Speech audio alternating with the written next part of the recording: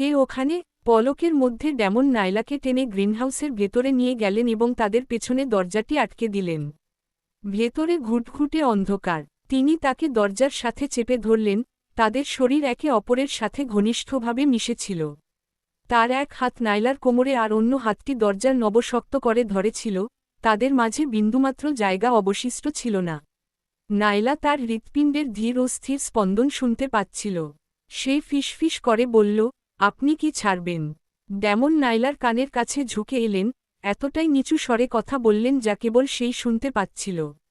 কেউ আসছে। যদি ধরা পড়তে না চাও, তবে একদম শব্দ করো না।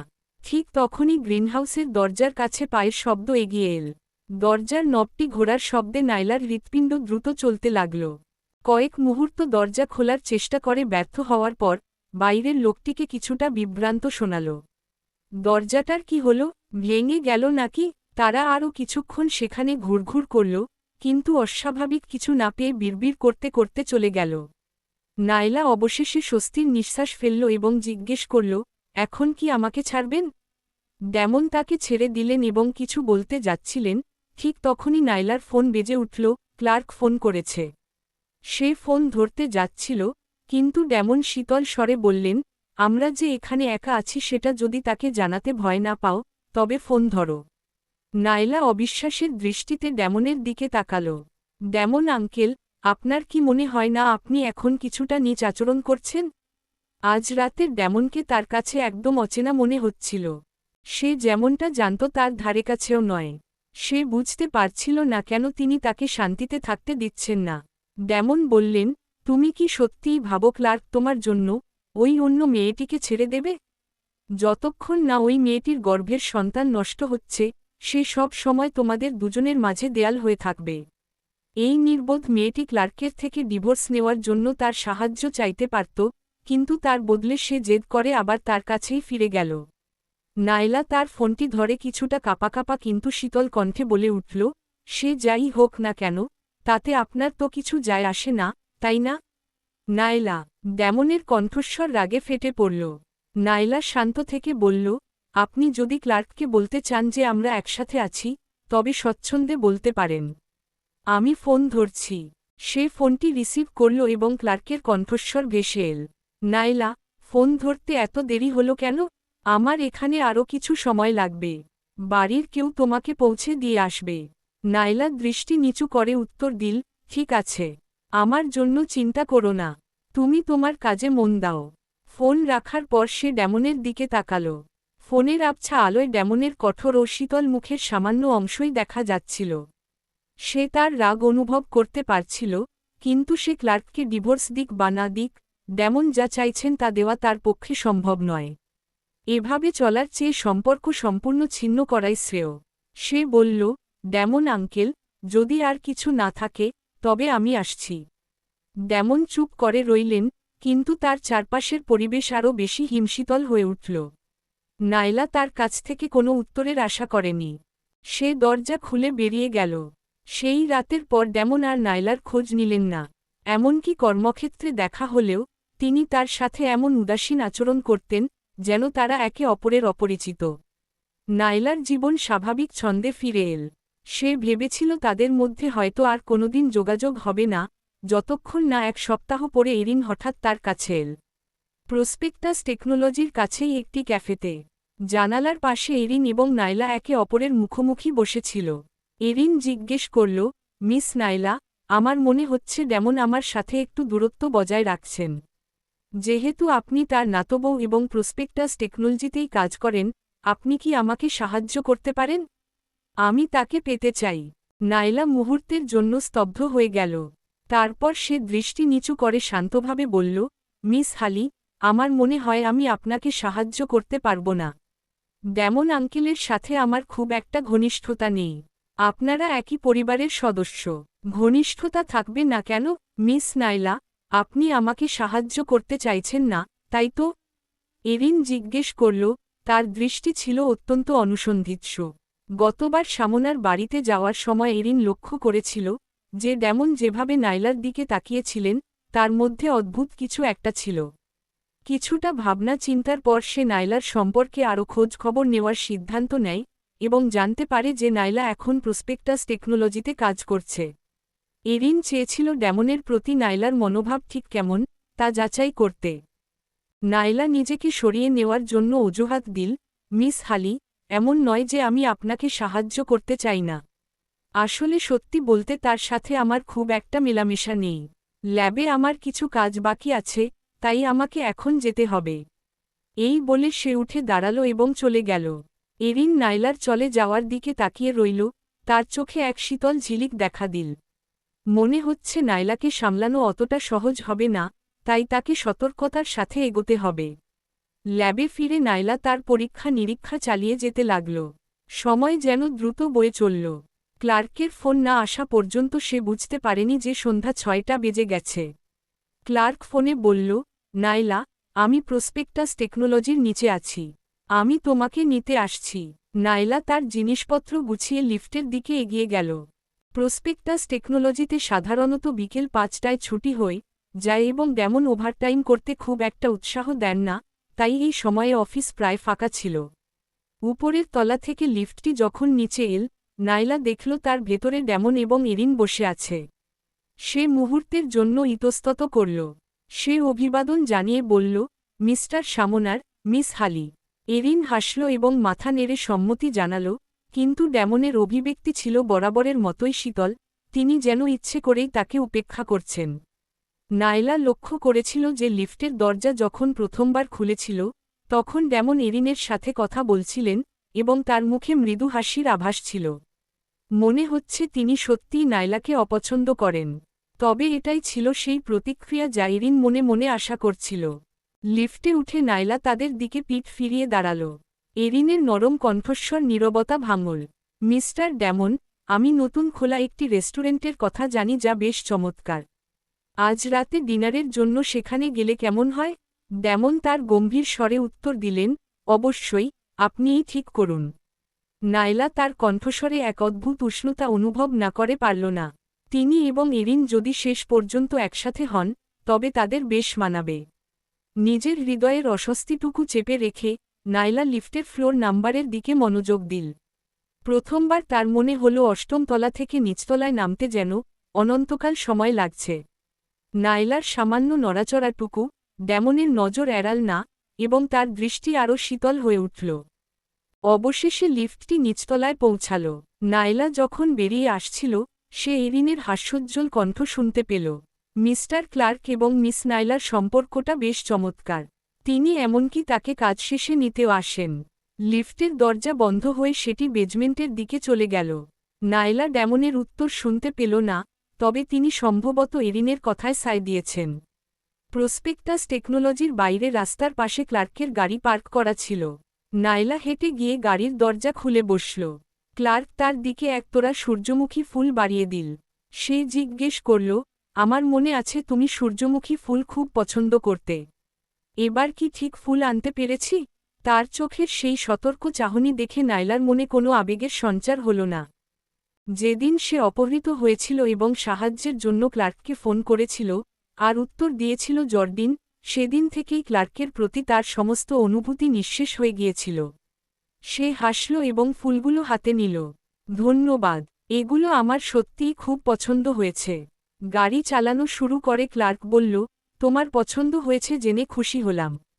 আচ্ছা, এখন থেকে প্রতিদিন আমি যদি তোমাকে অফিস থেকে নিয়ে আসি তবে কেমন হয়? তার কোনো প্রয়োজন নেই। আমি নিজের জন্য একটা গাড়ি কিনেছি, আর তোমারও কাজের অনেক ব্যস্ততা থাকে, নাইলা উদাসীনভাবে উত্তর দিল, যা শুনে ক্লার্ক সেই প্রস্তাব থেকে সরে এল। নাইলা বাড়িতে ফিরে এলেও ক্লার্ক অনুভব করতে পারছিল যে সে আগের চেয়েও অনেক বেশি দূরে সরে গেছে। এই অনুভূতি তাকে অস্থির করে তুলছিল এবং সে বুঝতে পারছিল না কিভাবে তাদের আগের সেই ঘনিষ্ঠতা ফিরিয়ে আনা সম্ভব। গাড়ির ভেতর এক নিস্তব্ধতা নেমে এল। নাইলা জানালার বাইরে তাকিয়ে গভীর চিন্তায় ডুবেছিল। অতীতে যখন তারা একা থাকত, নাইলার কাছে সব সময় বলার মতো অনেক কথা থাকত। কিন্তু এখন সে নিজে থেকে কোনো কথাই শুরু করে না। ক্লার্ক মনে মনে দীর্ঘশ্বাস ফেলল এবং ঠিক করল সবকিছু তাকে ধৈর্য ধরে সামলাতে হবে। তারা যখন ভিলার কাছাকাছি পৌঁছাল, তখন ক্লার্কের পকেটে ফোন বেজে উঠল। নাইলা, একটু ফোনটা বের করবে? ক্লার্ক জিজ্ঞেস করল। নাইলা ফোনটি হাতে নিল এবং স্ক্রিনে জর্ডিন নামটা জ্বলজ্বল করতে দেখল। ক্লার্ক ভ্রু কুঁচকে বলল, ফোন ধরার দরকার নেই। সে জর্ডিনকে সতর্ক করে দিয়েছিল যেন তাকে যোগাযোগ না করে, কিন্তু জর্ডিন তা শোনেনি। এতে সে একদিকে যেমন রেগে গেল, তেমনি কিছুটা অপরাধ বোধ কাজ করছিল। সে নাইলার দিকে তাকাল। সে আশা করেছিল নাইলা হয়তো রেগে যাবে বা ঈর্ষা প্রকাশ করবে, কিন্তু সে একদম শান্ত ছিল। ফোনটা ধরা উচিত, যদি কোনো জরুরি কিছু হয়, নাইলা বলল এবং কলটি স্পিকারে দিয়ে ফোনটা ক্লার্কের সামনে ধরল। মাঝরাস্তায় ক্লার্কের কালোকাইন গাড়িটি তীব্র শব্দে ব্রেক কষে থেমে গেল। সে অবিশ্বাসের দৃষ্টিতে নাইলার দিকে তাকাল। নাইলা কি পরিস্থিতি মেনে নিয়েছে, নাকি সে সত্যিই আর পরোয়া করে না? ক্লার্ক, আমার পেটে খুব ব্যথা করছে। তুমি কি একবার আসতে পারবে? স্পিকারে জর্ডিনের আতঙ্কিত কণ্ঠস্বর শোনা গেল। ক্লার্ক ভীষণ বিরক্ত হয়ে ধমক দিয়ে বলল, পেট ব্যথার জন্য আমাকে ফোন করেছ কেন? আমি তো ডাক্তার নই। সমস্যা হলে মাইকেলের সাথে যোগাযোগ করো। আমাকে আর ফোন করবে না। জর্ডিন কিছু বলার আগেই ক্লার্ক নাইলার হাত থেকে ফোনটা কেড়ে নিয়ে কলটি কেটে দিল। তোমার হয়তো একবার গিয়ে দেখা উচিত। যদি সিরিয়াস কিছু হয়, নাইলা বলতে শুরু করল। চুপ করো, ক্লার্ক গর্জে উঠল। তার চোখ রাগে লাল হয়ে নাইলার দিকে নিবন্ধ হল। নাইলা ভ্রু কুচকাল কিন্তু চুপ করে রইল। সে তাকে আর বেশি উত্তেজিত করতে চাইল না। গাড়ির ভেতরের নীরবতা ছিল দমবন্ধ করা। কয়েক মিনিট পর ক্লার্ক অবশেষে কথা বলল। তার গলার স্বর ছিল বরফ শীতল। তুমি কি আর কিছুই বলবে না? নাইলা ঠোঁট কামড়ে শান্তভাবে উত্তর দিল, তোমার মেজাজ ঠান্ডা হয়ে থাকলে চলো বাড়ি যাই। নাইলা, ক্লার্ক দাঁত কিরমির করে বলল, তার চোখ রক্তবর্ণ হয়ে গিয়েছিল।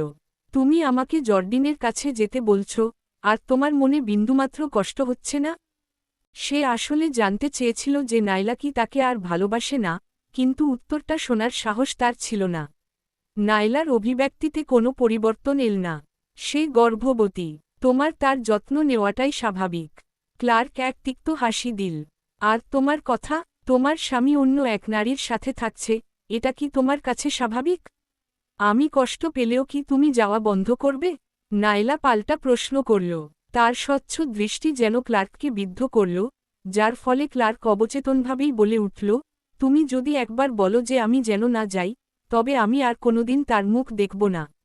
নাইলা হালকা হাসল, তার উদাসীন দৃষ্টিতে বিদ্রূপের আভাস ছিল। সে বলল, তুমি নিজে কি বিশ্বাস করো তুমি যা বলছ?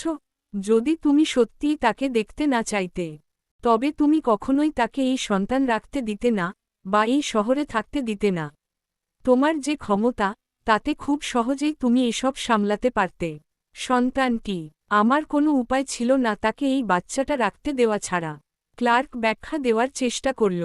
নাইলা দৃষ্টি নিচু করল এবং ধীর স্বরে বলল, তোমার আমাকে কোনো ব্যাখ্যা দেওয়ার প্রয়োজন নেই। আমি এই নিয়ে আর তর্ক করতে চাই না। তুমি যদি তাকে দেখতে যেতে চাও, তবে আমি গাড়ি থেকে নেমে যেতে পারি এবং ট্যাক্সি করে বাড়ি ফিরতে পারি। তার কথা শেষ হওয়া মাত্রই কালোকাইন গাড়িটি তীব্র গতিতে ছুটতে শুরু করল। আধা ঘন্টারও কম সময়ের মধ্যে তারা ভিলাতে পৌঁছে গেল। নাইলা গাড়ি থেকে নামতে যাচ্ছিল, ঠিক তখন ক্লার্ক শীতল স্বরে বলল, নাইলা, মনে রেখো, তুমিই আমাকে তার দিকে ঠেলে দিচ্ছ। তুমি যদি সত্যিই তার সাথে থাকতে চাও, তবে আমি তোমাকে দোষ দেব না। আমি তাকে এবং তার সন্তানকে মেনে নেওয়ার মানসিক প্রস্তুতি নিয়েই ফিরে এসেছি, নাইলা উত্তর দিল। ক্লার্ক তার দিকে না তাকিয়েই কর্কশ স্বরে বলল, নেমে যাও।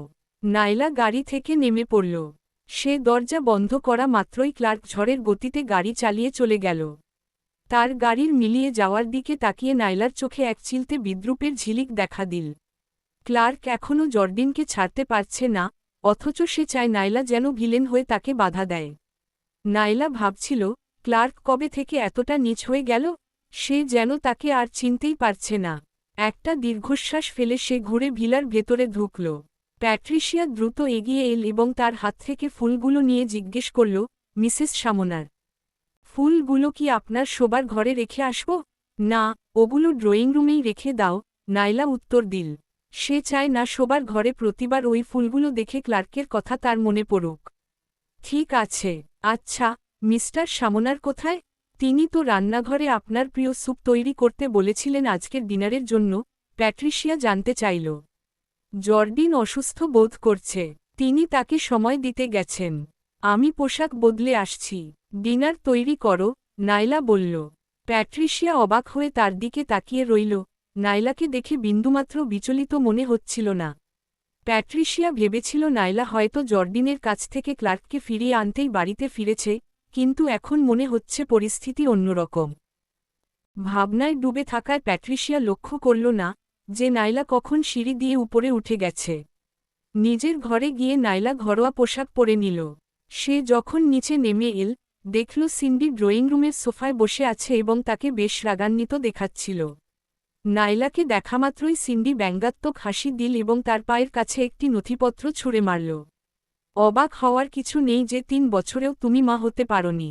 দেখা যাচ্ছে তুমি একটা বন্ধা মুরগি, সিন্ডি চিৎকার করে বলে উঠল।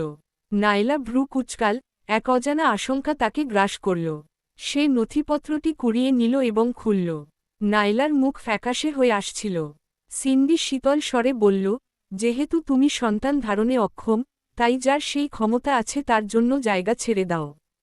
আমি আমার ছেলের জীবন এমন এক মহিলার পেছনে নষ্ট হতে দেব না, যে বংশের প্রদীপ জ্বালাতে পারবে না। সিন্ডিকে উপেক্ষা করে নাইলা অবিশ্বাসের দৃষ্টিতে মেডিকেল রিপোর্টটির দিকে তাকিয়ে রইল, তার হাত কাঁপছিল। বিয়ের পর তারা কখনোই কোনো সুরক্ষা পদ্ধতি ব্যবহার করেনি। নাইলা ভেবেছিল, হয়তো সে সচেতনভাবে নিরাপদ সময়গুলো মেনে চলছিল বলেই এমনটা হয়েছে, কিন্তু এখন দেখা যাচ্ছে সে আসলে গর্ভধারণেই অক্ষম। সে নিজেকে শান্ত রাখার চেষ্টা করল। তার মনে হল রিপোর্টটি হয়তো সিন্ডির কোনো সাজানো নাটক হতে পারে, যাতে তাকে ক্লার্কের থেকে ডিভোর্স নিতে বাধ্য করা যায়। এই রিপোর্ট আপনি কোথায় পেলেন? সে জিজ্ঞেস করল। সিন্ডি উপহাস করে বলল, যে হাসপাতালে তুমি চেকআপ করিয়েছিলে সেখান থেকেই পেয়েছি। তুমি কি ভেবেছ আমি এমন কিছু বানিয়ে বলবো? তার চোখে অবজ্ঞা ফুটে উঠল। সে আরও বলল, যদি বিশ্বাস না হয়, তবে হাসপাতালে ফোন করে আরেকটা কপি পাঠাতে বলো। নাইলা ঠোঁট চেপে সিন্ডির মুখোমুখি বসল এবং রিপোর্টটি টেবিলের ওপর রাখল। আপনি যদি চান আমি ক্লার্ককে ডিভোর্স দিই, তবে সে কথা তাকে বলুন, আমাকে নয়। সিন্ডি দাঁত কিরমির করে বলল, তুমি কি ভেবেছ আমি তাকে বলবো না?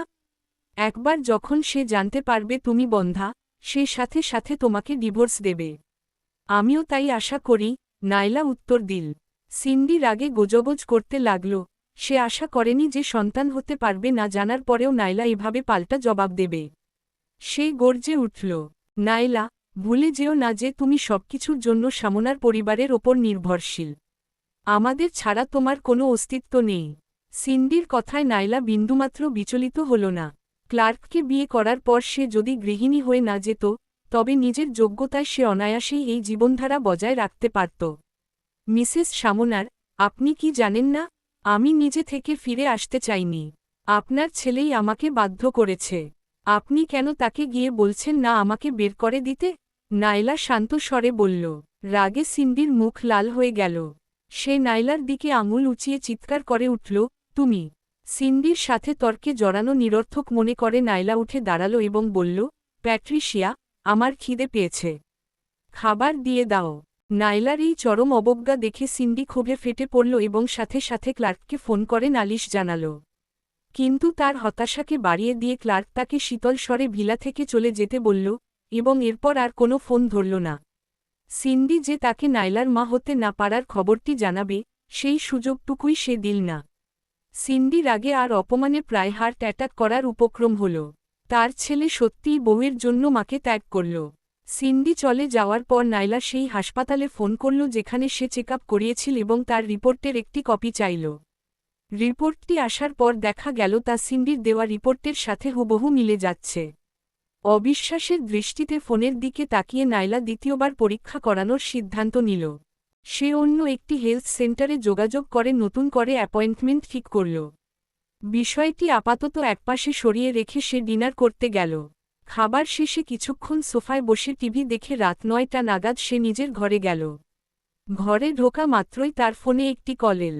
তার ভাড়া করা প্রাইভেট ইনভেস্টিগেটরের ফোন দেখে সে কথা বলার জন্য বারান্দায় গিয়ে দাঁড়াল।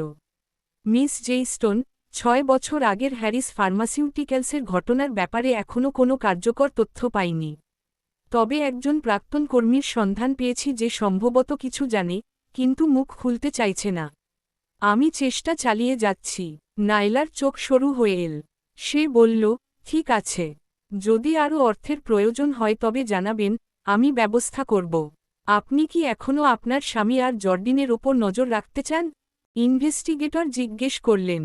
না, আপাতত হ্যারিস ফার্মাসিউটিক্যালসের ঘটনার ওপরই মনোযোগ দিন, নাইলা গম্ভীর মুখে উত্তর দিল।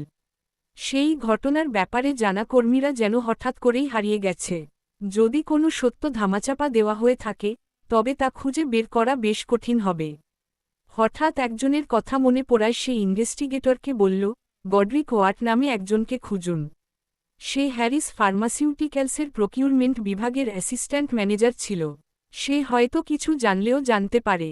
গডরিক ক্লিমেন্টের অধীনে কাজ করত এবং হ্যারিস ফার্মাসিউটিক্যালস দেউলিয়া হওয়ার পর থেকে তার আর কোনো হদিস মেলেনি। গুজব ছিল যে সে তার গ্রামে ফিরে গেছে। তার কাছে কিছু তথ্য থাকার সম্ভাবনা আছে। বুঝতে পেরেছি মিস জেইস্টন, আমি এখনই খোঁজ নিচ্ছি। ইনভেস্টিগেটর উত্তর দিলেন।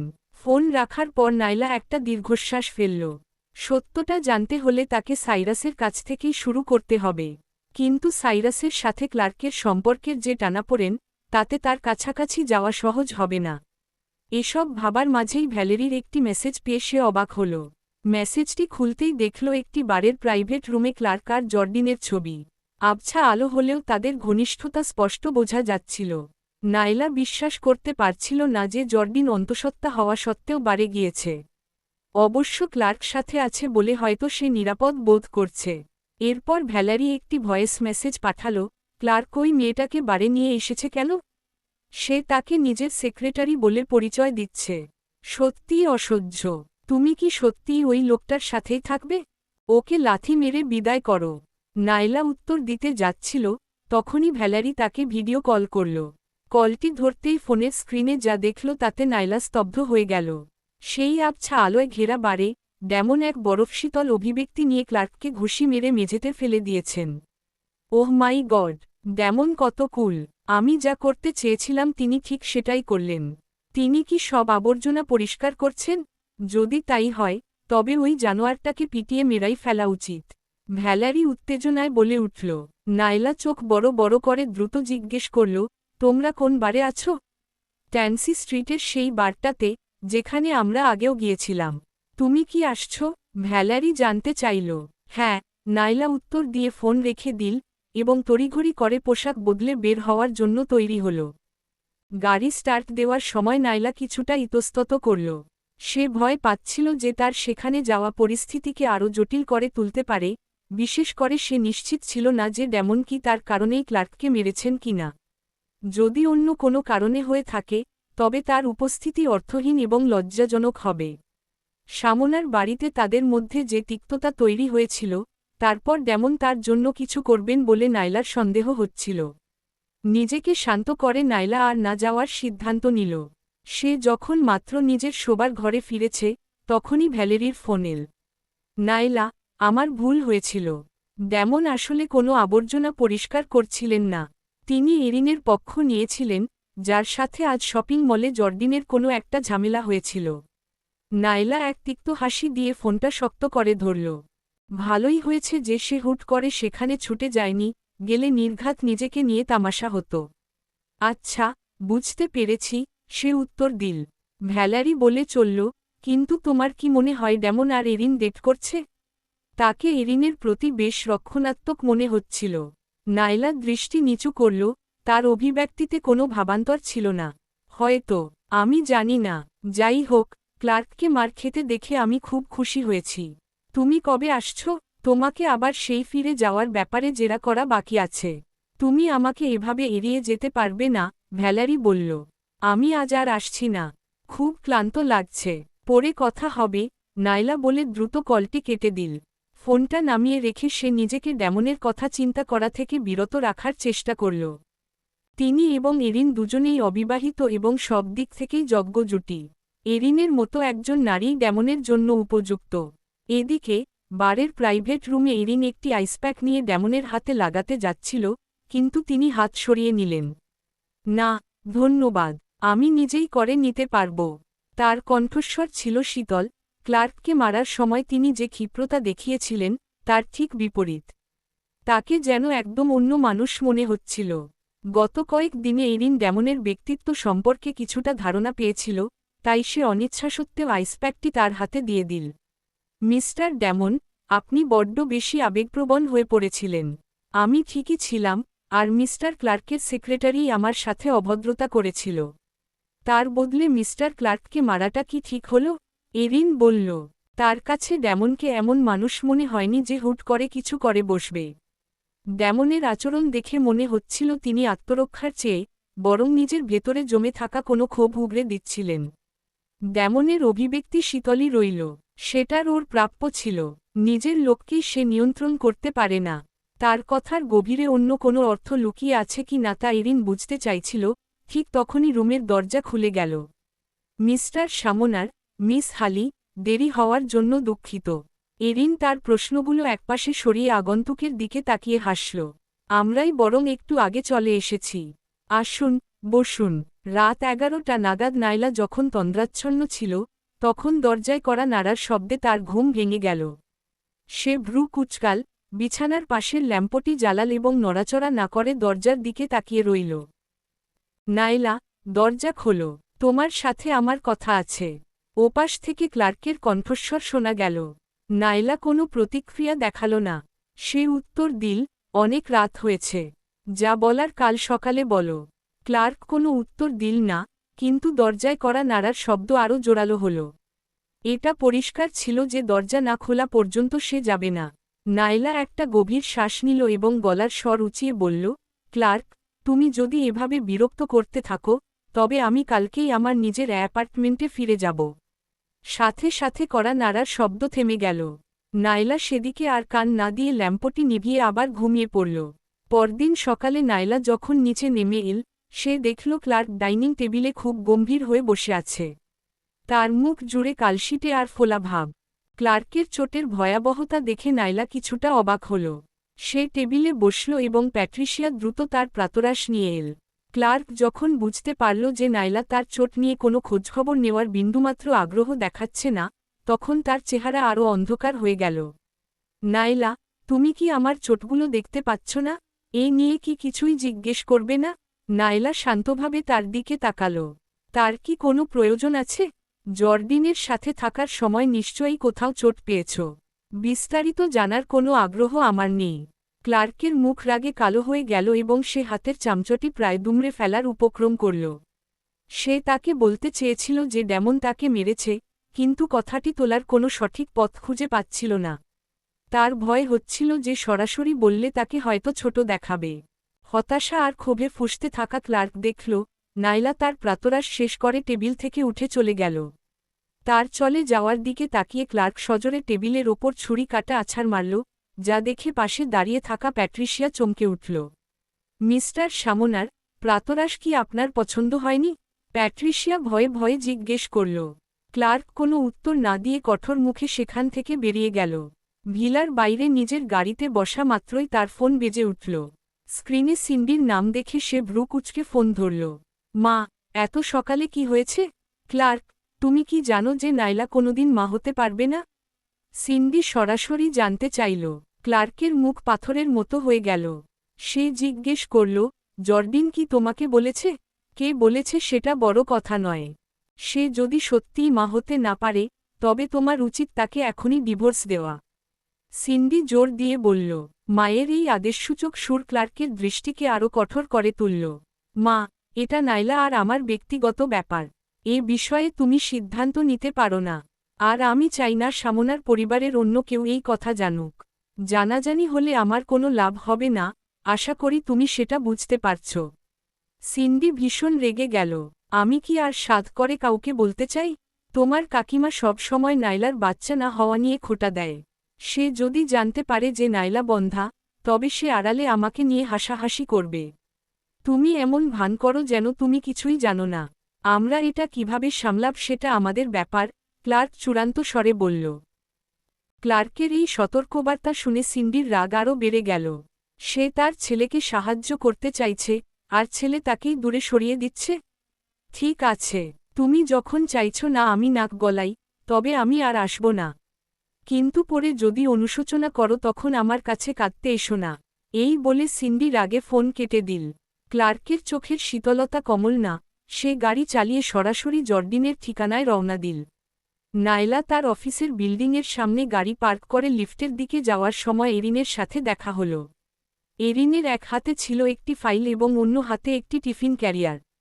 তাকে বেশ হাসিখুশি দেখাচ্ছিল। সুপ্রভাত মিস নায়লা। নায়লাকে দেখে এরিন সম্ভাষণ জানাল। নায়লা মাথা নেড়ে উত্তর দিল, সুপ্রভাত মিস হালি। আপনি কি প্রাতরাশ করেছেন? আমি কিছু খাবার এনেছি, আমার মনে হয় না মিস্টার ড্যামন আর আমি সবটা শেষ করতে পারব। আপনি কি আমাদের সাথে খাবেন? এরিন আমন্ত্রণ জানাল। না, ধন্যবাদ, আমি খেয়েই এসেছি, নায়লা উত্তর দিল। এরিনকে কিছুটা হতাশ মনে হল। ইস, বড্ড আফসোস। আমি অ্যামিস শ্যাক থেকে খাবার এনেছিলাম।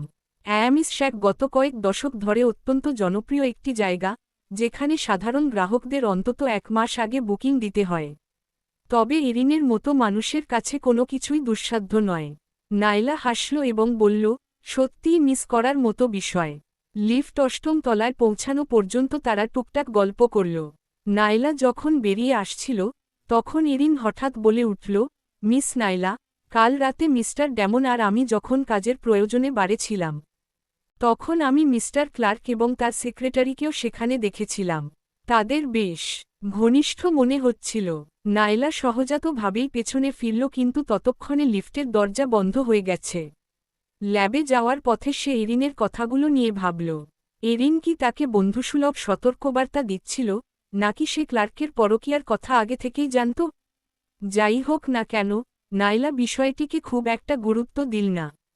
তার পুরো মনোযোগ এখন কেবল তার কাজ এবং 6 বছর আগের হ্যারিস ফার্মাসিউটিক্যালসের ঘটনার সত্যতা খুঁজে বের করার ওপর। বাকি সব কিছুই তার কাছে অপ্রাসঙ্গিক। ল্যাবে ফিরে সে দ্রুত নিজের কাজে ডুবে গেল। অধিকাংশ মানুষের কাছে গবেষণাগারের কাজ বিরক্তিকর মনে হতে পারে, কিন্তু নায়লা এই সুশৃঙ্খল প্রক্রিয়াটি বেশ উপভোগ করে। মানুষের সাথে ডিল করার চেয়ে এটি অনেক সহজ। পরীক্ষা নিরীক্ষার ফলাফল কেবল দুটিই হয়, সফলতা অথবা ব্যর্থতা। কিন্তু মানুষের ক্ষেত্রে অনেক জটিলতা থাকে এবং সামান্য ভুলে যে কেউ অকারণে ক্ষুণ্ণ হতে পারে। এরিন যখন ড্যামনের অফিসে ঢুকল, তিনি তখন নথিপত্র পড়ছিলেন। তার দিকে না তাকিয়েই তিনি বললেন, মিস হালি, ফাইলগুলো টেবিলের ওপর রেখে দিন। অবসর পেলে আমি দেখে নেব।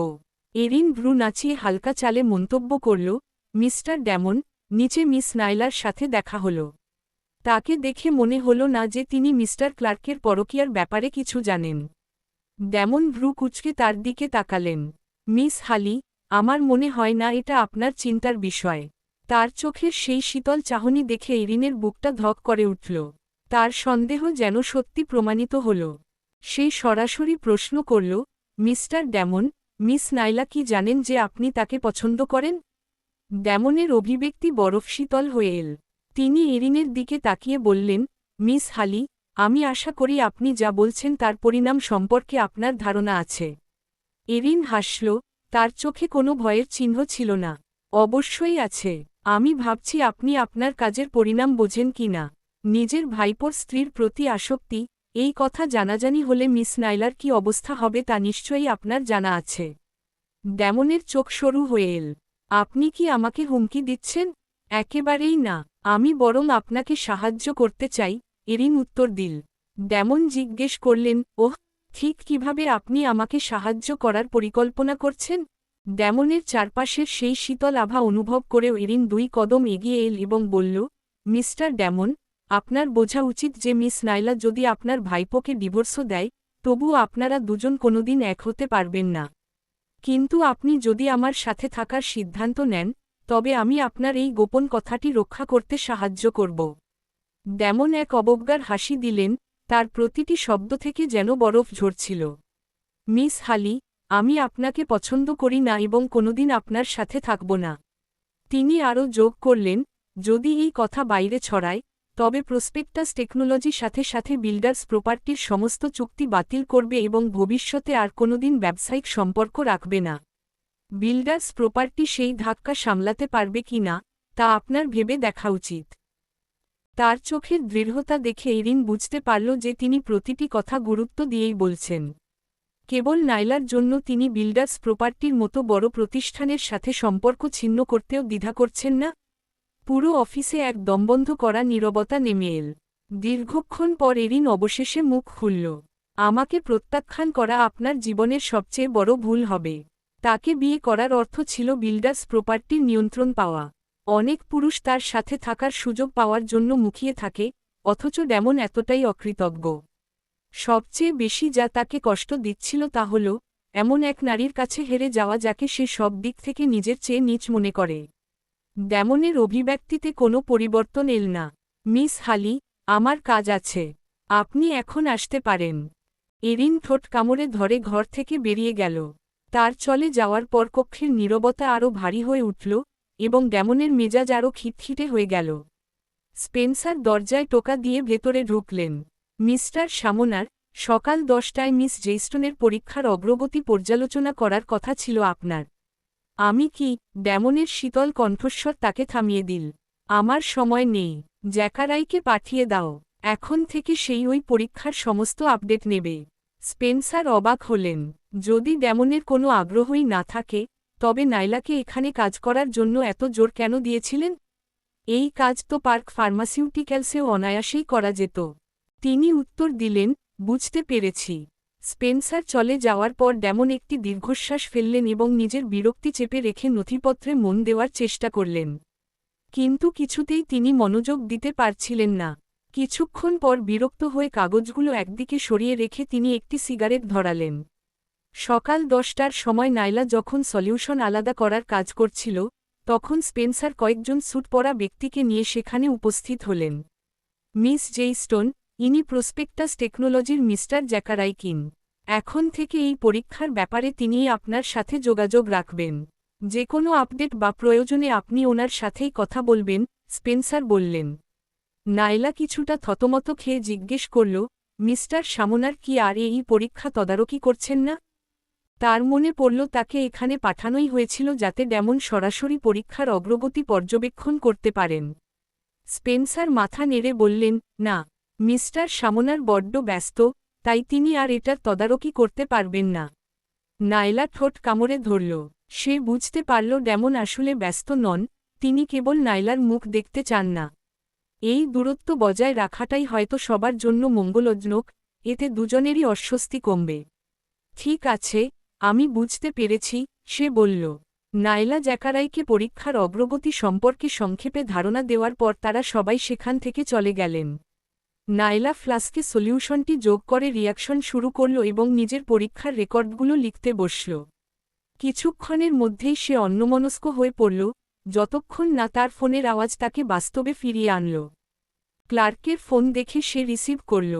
কি ব্যাপার, নাইলা? আজ রাতে একটি দাতব্য অনুষ্ঠান আছে। আমার সাথে চলো, ক্লার্ক বলল। নাইলা মুহূর্তের জন্য ইতস্তত করে উত্তর দিল, ঠিক আছে।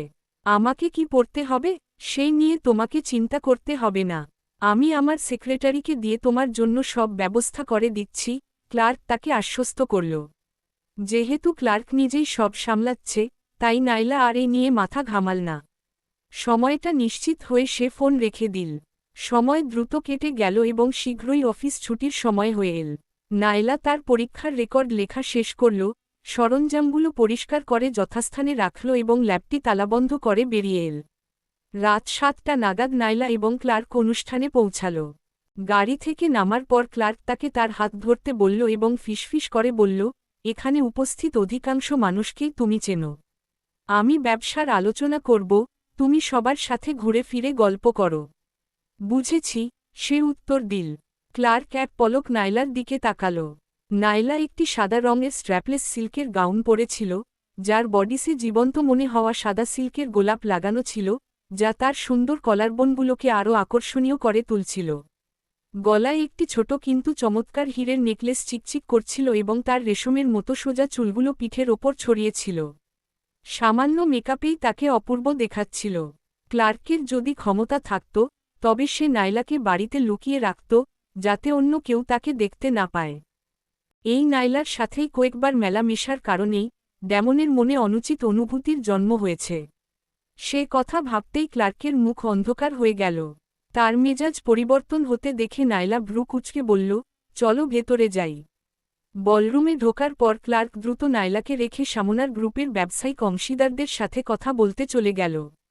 ক্লার্কের মুখে কালশিটে দাগগুলো স্পষ্ট থাকলেও সবাই না দেখার ভান করল এবং ভদ্রতার খাতিরে তার শরীরের অবস্থা জানতে চাইল।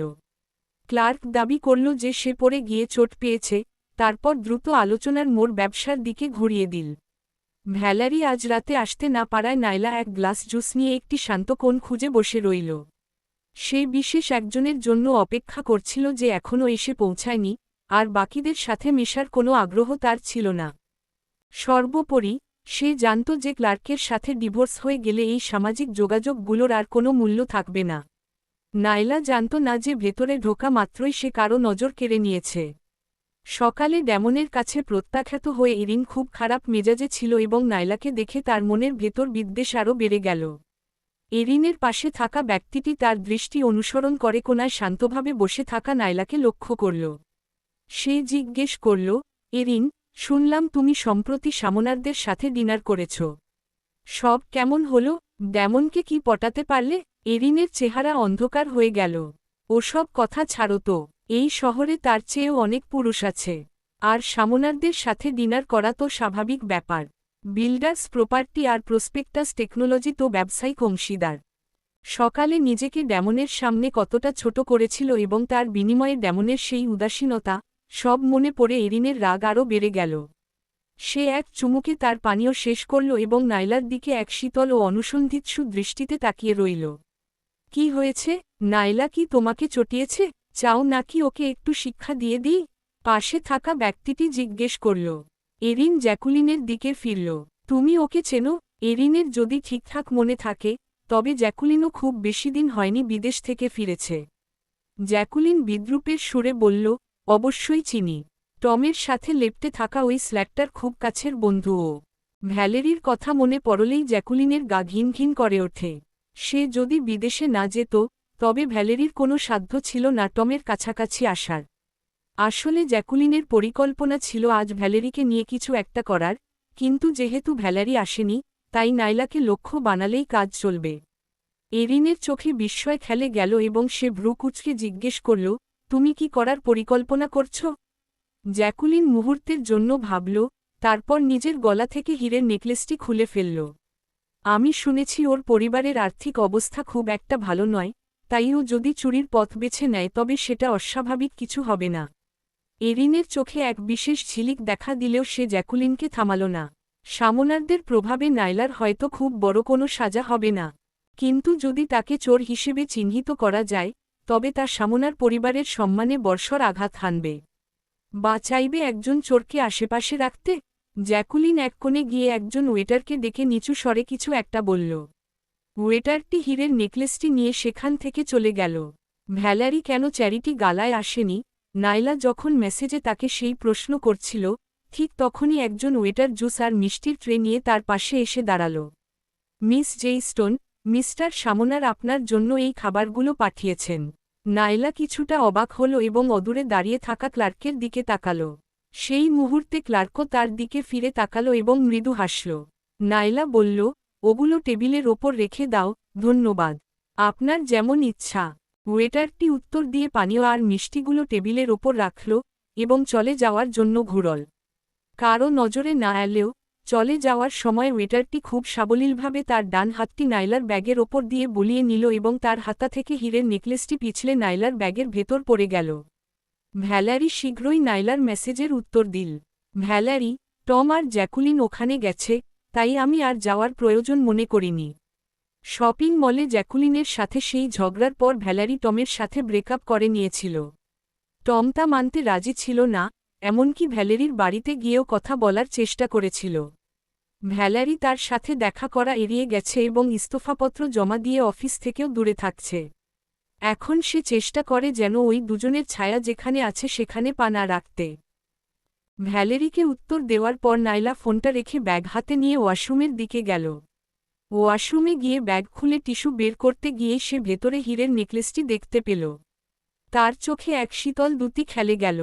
এই অনুষ্ঠানের কেউ একজন তাকে ফাঁসানোর চেষ্টা করছে। সে দ্রুত বুঝতে পারল যে ওই ওয়েটারটি ছাড়া আর কারো পক্ষে এটা করা সম্ভব নয়। খুবই কাঁচা কিন্তু নোংরা এক চাল। পরে যদি তার ব্যাগে নেকলেসটি পাওয়া যায়, তবে আজ রাতে সামনার পরিবারকে সবার সামনে অপদস্থ হতে হবে।